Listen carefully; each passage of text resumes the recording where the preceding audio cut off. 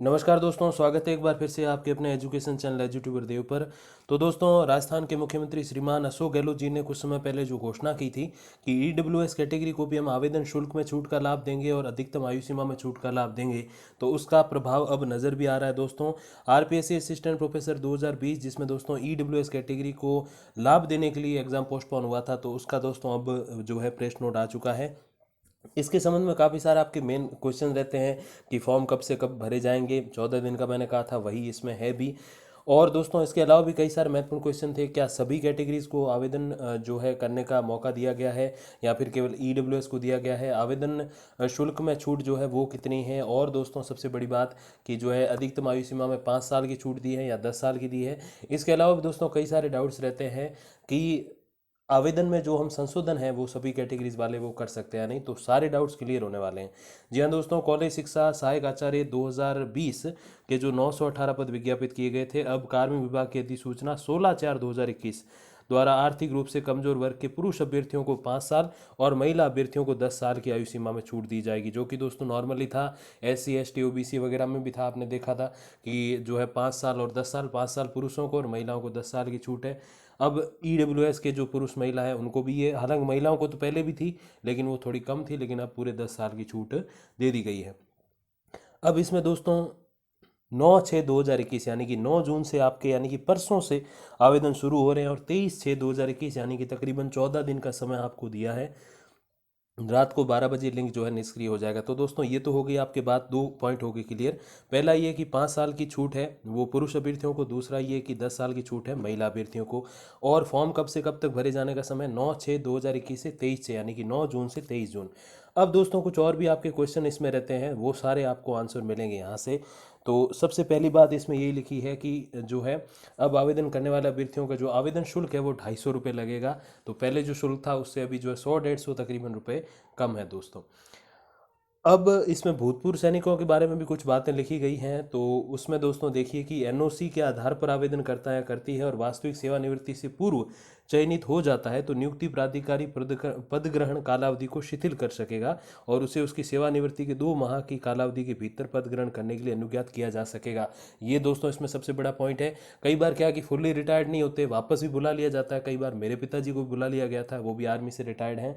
तो ऐसी स्थिति में दोस्तों क्या होता है कि आपकी जो है जॉब नहीं जाएगी, आपको 2 महीने का मौका दिया जाएगा। जो आपका फाइनल रिटायरमेंट होगा उसके बाद 2 महीने का अवसर दिया जाएगा, उसमें आप वापस ज्वाइन कर सकते हो। तो ये इसमें महत्वपूर्ण है। बाकी आप खुद ये प्रेस नोट जो है वो डाउनलोड करके पढ़ सकते हो सारी चीज़ें। तो ये इसमें जो है वो मेन बात यही है। अगला दोस्तों मेन बिंदु क्या है, देखिए कि उक्त पदों हेतु अभ्यर्थी आयोग के जो है ऑनलाइन पोर्टल पर जाकर आवेदन कर सकते हैं, वो आपको पता है। अब आवेदक को ऑनलाइन आवेदन सबमिट किए जाने के पश्चात SMS के द्वारा सूचना भेजी जाएगी, जिसमें किसी प्रकार की विसंगति होने पर अभ्यर्थी ऑनलाइन आवेदन की अवधि के दौरान अथवा जो एग्ज़ाम होगा उसके बाद भी 10 दिन का आपको जो है समय दिया जाता है। तो आपकी त्रुटि है तो अभी ठीक कर सकते हो, नहीं तो फिर बाद में भी कर सकते हो। अब दोस्तों, एक और महत्वपूर्ण बात है इसमें, देखिए कि जिन अभ्यर्थियों द्वारा पूर्व में उक्त पदों हेतु आयोग द्वारा विज्ञापन संख्या 6/2020-21 दिनांक 18/12/2020 के तहत आवेदन किया जा चुका है, उन्हें फिर आवेदन करने की ज़रूरत नहीं। तो आवेदन दोबारा नहीं करना है, और पूर्व आवेदन के समय विज्ञापन में उल्लेखित शर्तों की पालना पूरी करने के आधार पर पात्र माना जाएगा। तो आपकी जो आवेदन की जो शर्तें हैं, जो अभी आपके मास्टर्स नहीं हुआ, नेट नहीं हुआ, सेट नहीं हुआ, तो वो आपके क्लियर होना चाहिए। तो इतनी चीज़ें तो ज़रूरी है। अब इसमें दोस्तों सबसे महत्वपूर्ण बात कि ऐसे अभ्यर्थी जिन्होंने पहले उक्त पदों हेतु जो है आवेदन किया था, उनमें वांछित शैक्षणिक योग्यता, जो जैसे मैंने बताया कि नेट सेट नहीं है या मास्टर्स कंप्लीट नहीं है, तो वो आयु सीमा इत्यादि के आधार पर अपात्र थे।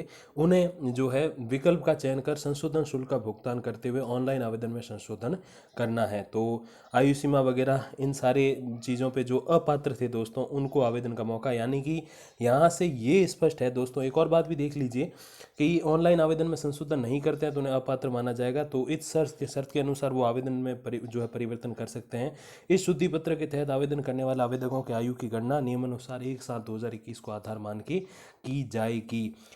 तो दोस्तों 1 जुलाई 2021 से जो है आपके जो है एज की गणना होगी। तो जो भी एज का सारा मापदंड है वो 1 जुलाई 2021 से कीजिएगा। अब दोस्तों फाइनल कंक्लूजन यही है कि सभी कैटेगरीज के अभ्यर्थियों को आवेदन का मौका नहीं दिया गया। आवेदन का जो नए आवेदन का मौका है वो EWS कैटेगरी को दिया गया है, और आवेदन संशोधन का जो मौका, जो पहले किसी ने आवेदन कर दिया है अब चेंजेस करना चाहते हैं, तो वो सभी को है, लेकिन नए फॉर्म खाली EWS कैटेगरी के भर सकते हैं।